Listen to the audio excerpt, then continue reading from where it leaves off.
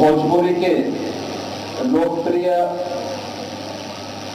गायक श्री राकेश श्रीवास्तव जी, रामला कमेटी के सभी पदाधिकारीगण, आज के इस पावन कार्यक्रम में उपस्थित सभी उपस्थित श्रद्धालुजन, उपस्थित बहनों भाइयों, आप सबके साथ साथ पूरे प्रदेश वासियों को मैं विजयादशमी की पावन पर्व की हृदय से बधाई देता हूं। विजय का यह पर्व आपके व्यक्तिगत जीवन में, आपके सार्वजनिक जीवन में सदैव इसी प्रकार से आपको उत्साहित करता रहे, आपके जीवन में हर्ष और उमंग का माहौल पैदा करता रहे, इसकी भी मैं कामना करता हूं। बहनों और भाइयों, हजारों वर्षों की इस विरासत को, विजयादशमी के इस पावन कार्यक्रम को अपने ही इष्ट के श्री चरणों में समर्पित करते हुए उनके राज्याभिषेक के साथ आप सभी गोरखपुरवासी मनाते हैं। कल्पना करिए,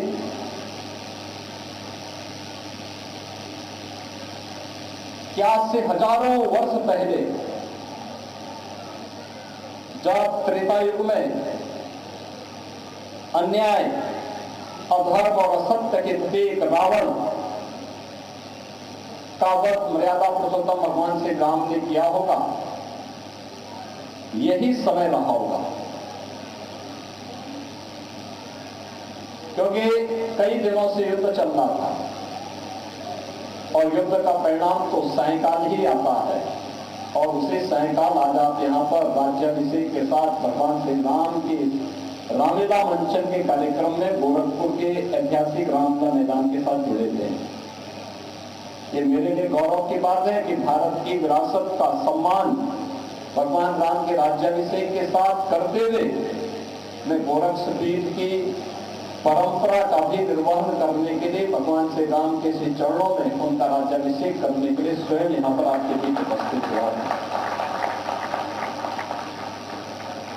विरासत और विकास की ये यात्रा प्रधानमंत्री श्री नरेंद्र मोदी जी के नेतृत्व में देश के अंदर किस मजबूती के साथ आगे बढ़ी है, यह आप में से हर व्यक्ति जानता भी है, महसूस भी करता है, और पूरा देश और पूरी दुनिया, पूरा सनातन हिंदू धर्मावलंबी इन बातों पर गौरव की अनुभूति भी कर रहा है। कौन जानता था आज से 10 वर्ष पहले, 5 वर्ष पहले कौन इस बात को मानता था कि अयोध्या में राम मंदिर का निर्माण हो पाएगा। हम जैसे कुछ आस्थावान लोग एक दृढ़ विश्वास के साथ कहते थे कि अयोध्या में राम जन्मभूमि पर भगवान राम को भव्य मंदिर का निर्माण होगा, लेकिन आज वो साकार हुआ है। आज वो साकार हुआ है। काशी में काशी विश्वनाथ धाम भव्य स्वरूप लेगा, आज वो साकार होगा, हो गया। विंध्यवासिनी में मां विंध्यवासिनी का धाम एक भव्य स्वरूप लेगा, आज वह भव्य स्वरूप ले चुका है। चित्रकूट फिर से राम राज्य की परिकल्पना का साक्षी बन रहा है। सुखतीर्थ, जहां पर पहली भागवत कथा हुई थी 5000 वर्ष पहले, उसको, उसके गौरव को पुनर्स्थापित करने का कार्य किया जा रहा है। भारत का वैदिक साहित्य जिस नैमिषारण्य में रचा गया था, उस पूरे उस नैमिषारण्य को उसके पौराणिक और ऐतिहासिक स्वरूप को बनाए रखते हुए एक नई काया के साथ प्रस्तुत किया जा रहा है।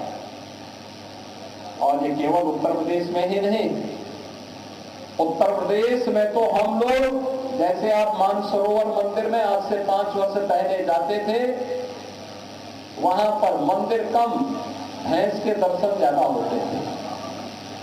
लेकिन आज आप जाएंगे, एक भव्य परिसर आपको मानसरोवर का मिलेगा। ऐसे उत्तर प्रदेश में लगभग 1000 स्थानों का पुनरुद्धार का कार्य किया जा चुका है और निरंतर इसको आगे बढ़ाया जा रहा है। बहनों भाइयों, हजारों वर्ष पहले ये सच है कि स्वयं साक्षात विष्णु भगवान ही मानव रूप में मर्यादा पुरुषोत्तम प्रभु श्री राम के रूप में इस धराधाम पर अवतरित हुए थे धर्म की स्थापना के लिए। उस समय के संतों के उद्धार के लिए, उस समय की मानवता के कल्याण के लिए, लेकिन मानव के रूप में ही भगवान राम ने अपने सारे कार्य संपन्न किए थे। जो दुख, जो कष्ट, जो पीड़ा, जो षड्यंत्र, जो साजिशें आपके व्यक्तिगत जीवन में होती होंगी, वही भगवान राम के साथ भी होती है। जीवन पर्यंत होती रही, जीवन पर्यंत उन पे आरोप लगते रहे। बिना किसी आरोप का जवाब दे वे अपने कार्य के साथ जुटे रहे। धर्म के पथ से विचलित नहीं होना, सत्य के मार्ग से विचलित नहीं होना, न्याय के मार्ग से विचलित नहीं होना। जहां ये उनके जीवन का लक्ष्य था, वहीं मर्यादा का पालन करते हुए समाज के संगठन का जो एक सुदृढ़ मजबूत नींव उन्होंने खड़ी की थी, आधार उन्होंने खड़ा किया था, उस समय के समाज को जोड़ करके उसी का परिणाम था कि जिस रावण के बारे में कहा जाता था कि रावण त्रिलोक विजयी है, उसकी शक्ति के सामने तीनों लोकों में कोई नहीं ठहरता है, वह रावण भी पूरी तरह धराशायी हुआ और कहीं और नहीं, आर्यावर्त में नहीं, उसी की लंका में भगवान राम अपने भाई के साथ जाकर के, लक्ष्मण जी के साथ जाकर के उसी लंका में रावण को नष्ट करके पूरी तरह समाप्त कर दिया गया। राक्षस राज समाप्त हो गया। अन्याय, अत्याचार, अधर्म का प्रतीक रावण हमेशा के लिए समाप्त हो गया। अब ये संदेश आपको बहुत अच्छी तरह जाता होगा। एक संदेश, आज विजयादशमी है, दो कार्य हो रहे होंगे। एक तरफ भगवान राम का अभिषेक करके उनकी आरती उतारी जा रही होगी और दूसरी तरफ रावण के पुतले भी जलाए जा रहे होंगे। अगर मानवता के खिलाफ कार्य करेगा कोई, मानवता के खिलाफ कोई कार्य करेगा, गरीबों को, निरीह लोगों को, महिलाओं पर अत्याचार करेगा, अधर्म के मार्ग पर चलेगा, असत्य के मार्ग पर चलेगा, जलाया जाएगा जैसे रावण की पुतले जलाए जाते हैं। वो कोई भी हो, वो व्यक्ति, जाति, मत, मजहब, क्षेत्र, भाषा, किसी भी हो, उस सब के साथ यही व्यवहार होगा। इस समाज उसके साथ यही व्यवहार करेगा और जो भी धर्म, सत्य और न्याय के मार्ग पर चलेगा, मानवता के कल्याण का मार्ग प्रशस्त करेगा, विरासत और विकास की यात्रा में सहभागी बनेगा, वह राम के रूप में, माता जानकी के रूप में, वीरवर लक्ष्मण के रूप में, भक्तवत्सल हनुमान जी के रूप में उसकी पूजा ऐसे ही होती रहेगी जैसे आज हम मर्यादा पुरुषोत्तम भगवान श्री राम का, माता जानकी का, लक्ष्मण जी का, हनुमान जी की आरती उतार करके उनका स्वागत कर रहे हैं, उनका अभिनंदन कर रहे हैं, उनका अभिषेक कर रहे हैं और उनकी आरती उतार रहे हैं। जो भी मानवता के कल्याण का मार्ग प्रशस्त करेगा, उनकी रक्षा का मार्ग प्रशस्त करेगा, अपनी विरासत के संरक्षण का कार्य करेगा, उसका इसी प्रकार से अभिनंदन होगा। अब यह हम मानव जाति का एक दायित्व बनता है। हम मानव बनना चाहते हैं या दानव बनना चाहते हैं? मानव बनना चाहते हैं तो भगवान राम के पथ का अनुसरण करिए, छुआछूत और अस्पृश्यता से दूरी बनाइए, समाज को एकजुट करिए,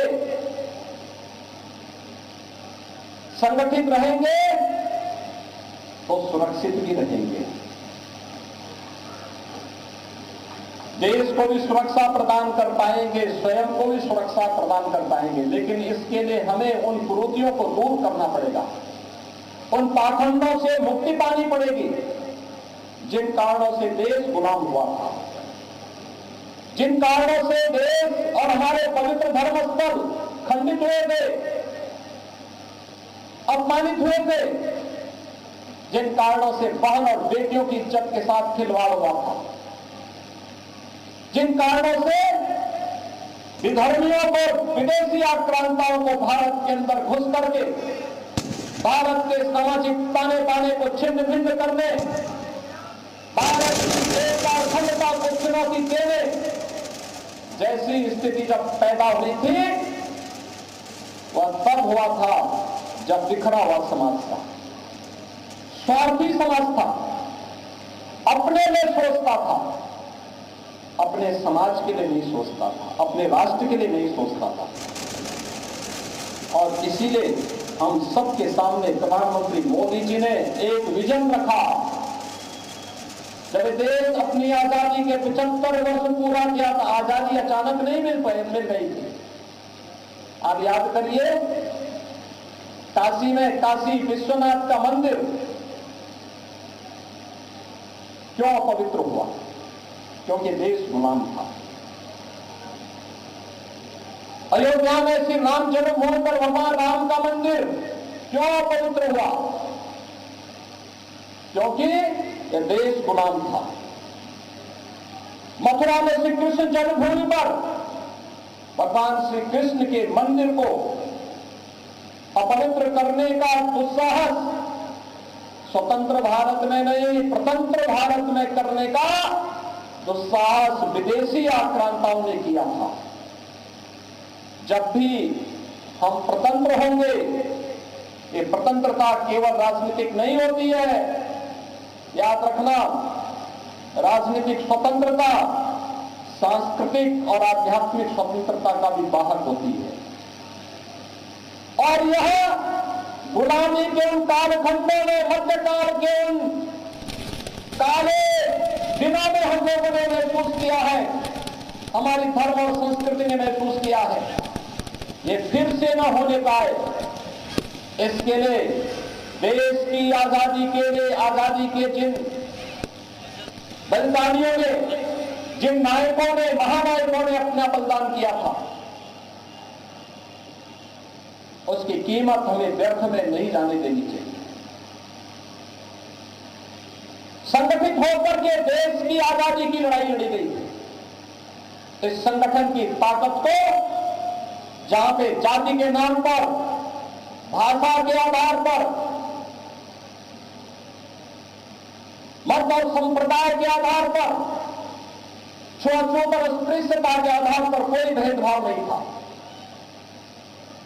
और उसी संगठन को एक करने के लिए अयोध्या में एक और मर्यादा पुरुषोत्तम भगवान श्री राम की 500 वर्षों के बाद रामलला विराजमान हुए हैं अपनी जन्मभूमि पर।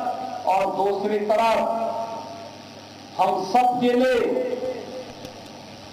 मर्यादा पुरुषोत्तम भगवान श्री राम की पावन कथा को रामायण के माध्यम से देने वाले त्रिकालदर्शी ऋषि महर्षि वाल्मीकि के नाम पर अयोध्या के अंतर्राष्ट्रीय एयरपोर्ट का नामकरण भी होता है। वहां की रसोई जिसमें प्रसाद बनता है भक्तों के लिए, वह माता सबरी के लिए, क्योंकि वनों के दिनों में भगवान श्री राम को जंगल में माता सबरी ने जूठे बेर खिलाए थे। ये जूठे बेर इसलिए जिससे वह स्वाद चख सके। उस भक्ति के पास दूसरा माध्यम नहीं था, सच्ची भक्ति थी, और इसलिए वहां की रसोई का नाम भी माता सबरी के नाम पर। भगवान राम जब वन में जा रहे थे, पहली मित्रता का हाथ बढ़ाया था निषाद राज ने, और भगवान राम के जन्मभूमि अयोध्या में श्रद्धालुओं के लिए जो वहां पर यात्री विश्रामालय बनाए गए हैं, उनका नाम भी निषाद राज के नाम पर ही रखा गया। निषाद राज यात्री विश्रामालय, यानी निषाद राज रेन बसेरा। बहनों और भाइयों, यह है भारत की विरासत। कहां छुआछूत? यहां माता सबरी का भी सम्मान है, त्रिकालदर्शी ऋषि महर्षि वाल्मीकि का भी सम्मान है, निषाद राज का भी सम्मान है। श्रृंगेरपुर में भगवान राम और निषाद राज का गले मिलते हुए भव्य प्रतिमा का निर्माण का कार्य आज उत्तर प्रदेश सरकार वहां पर करवा चुकी है, और 2025 में प्रयागराज का भव्य और दिव्य कुंभ का आयोजन भी होने जा रहा है। यह विरासत के प्रति हम सबकी निष्ठा का प्रदर्शन है। एक पर्व और त्योहार हमें केवल आयोजन के साथ नहीं जोड़ते हैं, उससे प्रेरणा प्राप्त करने के लिए भी प्रेरित करते हैं। एक नए आदर्श के रूप में उन मर्यादाओं को अपने जीवन का हिस्सा बनाएं, उन मर्यादाओं को अपने जीवन का हिस्सा बना करके उसको अक्षर से पालन करें। यह प्रेरणा हमें प्राप्त हो रही है, और जहां कहीं भी ये समाज कभी भी विपन्न नहीं रहा, हिंदू समाज, भारत का सनातन समाज कभी भी विपन्न नहीं रहा। यह कर्म बुद्धि और वैभव में सदैव दुनिया के अंदर अग्रणी रहा, लेकिन साजिश के तहत विभाजनकारी ताकतें इसी समाज के अंदर रह करके जो इसे समाज को जाति के नाम पर, क्षेत्र और भाषा के नाम पर, मत और संप्रदाय के आधार पर बांटने का जो पाप उन लोगों ने मध्यकाल में किया था, उसी के विषाणु आज भी यत्र तत्र हम सब के सामने बिखरे पड़े हैं। ये लोग अपने स्वार्थ के लिए फिर से समाज को बांटने का पाप कर रहे हैं।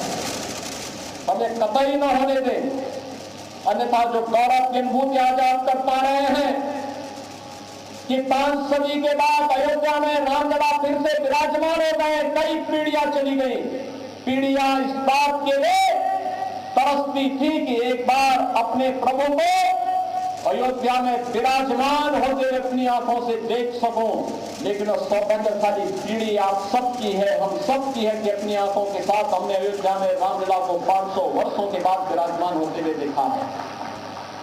और इसलिए बहनों भाइयों, आज जब मैं यहां पर आपके बीच में आया हूं,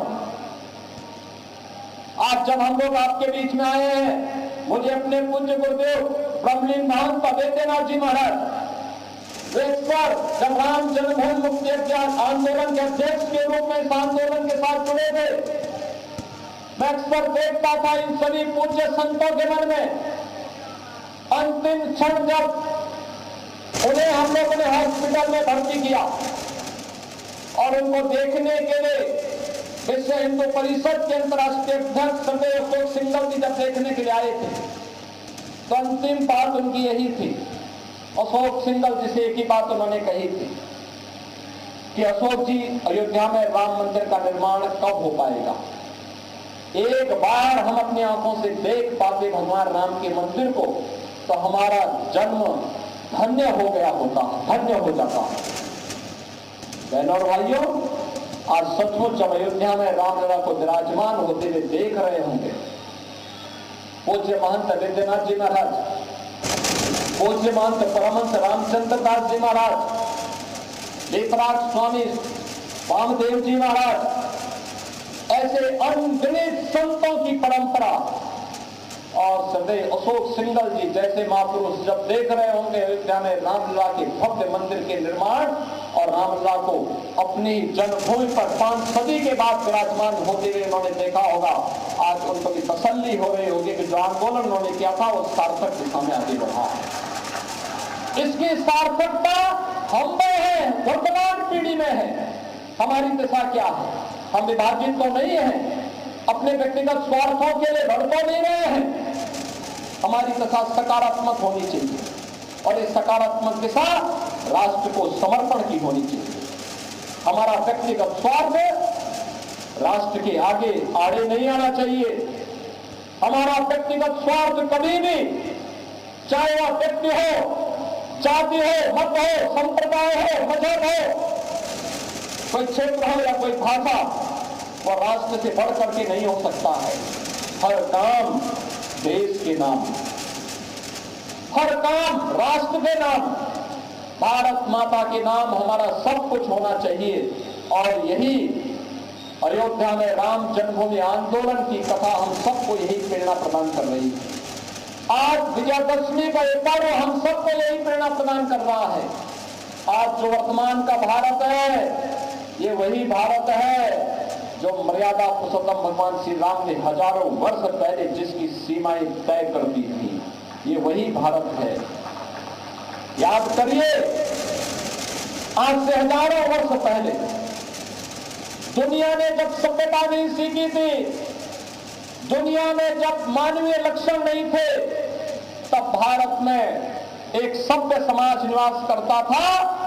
ये रामायण काल और वैदिक काल इस बात का उदाहरण देता है, महाभारत काल इस बात का उदाहरण प्रस्तुत करता है। और उस उदाहरण के साथ आज आप अपनी विरासत के साथ जुड़ करके विजयादशमी जैसे पर्व में गोरखपुर में मर्यादा पुरुषोत्तम भगवान श्री राम के राज्याभिषेक के साथ इस पौराणिक और ऐतिहासिक पृष्ठभूमि से जुड़े हुए कार्यक्रम के साथ जुड़ रहे हैं। रामायण कालीन कार्यक्रम हमारे लिए पुराणों की परंपरा के साथ, शास्त्रों की परंपरा के साथ जुड़ा हुआ कार्यक्रम है। और ऐतिहासिक कार्यक्रम इसलिए कि पिछले 100-125 साल से अकेले यह रामलीला मैदान सम विषम परिस्थितियों में कार्यक्रम यहाँ पर करता रहा है, लगातार करता रहा है। सर्दी हो, गर्मी हो, बरसात हो, अब तो रामलीला के पास एक भव्य मंच बन गया, भव्य प्रांगण आ गया है। पहले संकट था, प्रयास होता है तो सारी चीजें अपने आप ही प्रभु की कृपा से साकार होती हुई दिखाई देती है। आज के इस अवसर पर विजयादशमी की आप सबको, पूरे प्रदेश वासियों को मैं बधाई देता हूं, अपनी शुभकामनाएं देता हूं और विश्वास व्यक्त करता हूं, संगठित होकर के सुरक्षित होने के मंत्र को हम अपने जीवन का हिस्सा बनाएंगे। प्रभु राम की कृपा सदैव आप पर बनी रहेगी। इसी विश्वास के साथ मैं एक बार फिर से मर्यादा पुरुषोत्तम प्रभु श्री राम के श्री चरणों में नमन करता हूं। रामलीला कमेटी को हृदय से धन्यवाद देता हूं कि वे लगातार इस परंपरा को आगे बनाए रखने का काम कर रहे हैं और ये विरासत हम सब के लिए गौरव की अनुभूति करने वाला होना चाहिए। इसी विश्वास के साथ आप सबके प्रति मेरी मंगल में शुभकामनाएं। मेरे साथ बोलेंगे जय श्री राम, जय श्री राम, नमः पार्वती पतिये हर हर